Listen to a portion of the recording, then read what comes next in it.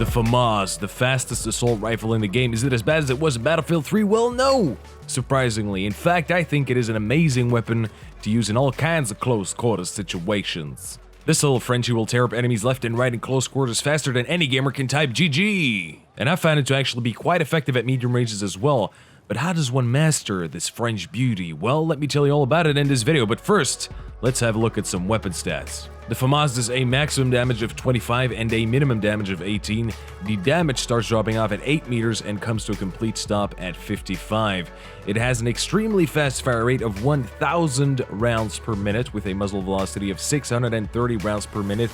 Not too bad at all for an assault rifle. The magazine can hold up to 26 rounds and reload times are 2.8 seconds and 3.55 seconds when the weapon is completely dry. So there you have it, some weapon stats thrown at your face. And of course, the first thing that pops out is the extremely fast fire rate that will make it extremely easy to take out people up close. But then again, this weapon does have one major downside, and that is of course the reload times on the gun, especially when it's completely dry and out of bullets. So be sure to make all of your shots count, especially at medium range, where it is actually still fairly easy to take out your targets really fast. You're also going to want to take cover whenever you're reloading this weapon, because that 3.55 second reload will get you killed more often than not, especially if you're all in the open with enemies all around you. So I suggest stick to cover while using this weapon and really pay attention to that minimap whilst picking your targets carefully. For example, whenever I use the weapon, I almost played the same way as if I was using a shotgun, you know, always sticking to some kind of solid cover and taking down the enemies by flanking them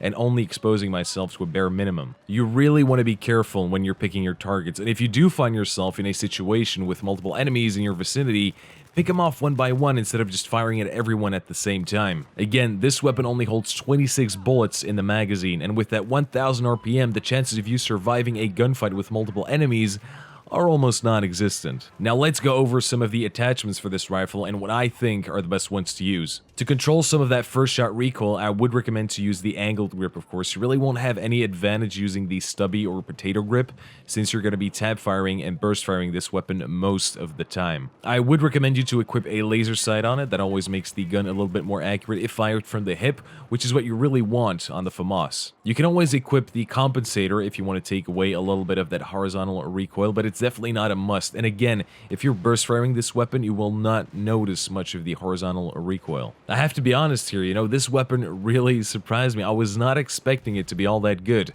But after playing with it for a while, I really found it so useful, you know, on maps like Operation Locker, on Operation Metro, where all the infantry action is happening close to you. However, if you're going to use this weapon at long range or on some of the bigger maps, you'll see you're going to have a hard time taking down anyone, so always stick to close quarter situations. This is a very situational weapon. Now, let's talk a little bit about where this weapon comes from, you know, sort of give you guys a little bit of a backstory about this bad boy. The FAMAS, or Fusil d'assaut de la Manufacture d'Armes de Saint-Étienne, or Assault Rifle from Saint-Étienne Weapon Factory, which is actually what it stands for, is of course, as you all know, the service rifle in France. Now this odd-looking rifle, well, at least to me, has been in the works since the early 50s. Approximately 40 different prototypes were made between 1952 and 1962, and here you can see one of the very early prototypes of the rifle. I always found the look of the FAMAS to look somewhat odd, very strange. You know, it always struck me as some kind of futuristic weapon. And when I was a kid, and whenever I saw the weapon appear in video games or in movies, I always thought it was some kind of like fictional gun, that it never really existed. You know, it was just like this prop, this futuristic prop that everyone used in every video game and movie. I never really knew it existed. Yeah, so now you know that about me. Now here's a fun little fact for you guys. During the making of what would eventually become the FAMAS, they looked for a rifle that could fire the new 223 round. Now, they already knew that the smart people over at H&K already figured out the perfect rifle to fire that round. But Mr. Paul Telly, I think that's how you pronounce his name, he's the creator of, you know, what would eventually become the FAMAS, and other people of the French High Command weren't exactly pleased to start manufacturing German weapons for the French army. You know, they wanted their own little special French rifle. A rifle that is still used in over 10 countries today, including the Philippines, Syria, and of course the French army. The FAMAS. So there you go, there's a little bit of gun history for you. I hope you liked it. If you want to see more of that stuff, even make a new series out of it, let me know in the comments. I'd like to make like an entire video of just gun history for you guys. It sounds like an interesting idea. So I hope you enjoyed the video, guys, and if you would like to see more of these, again, let me know in the comments. Type things down below when I read them, like I read each and every one of your comments. I do, I promise. But before I say goodbye to all of your beautiful faces, I've got a little bonus video for you guys. It is from my dear friend, Mr. Zagreek. He remade the official Dirt 3 trailer using Battlefield 4. It's a really good video, it's high quality stuff, and I really do suggest you go and check it out.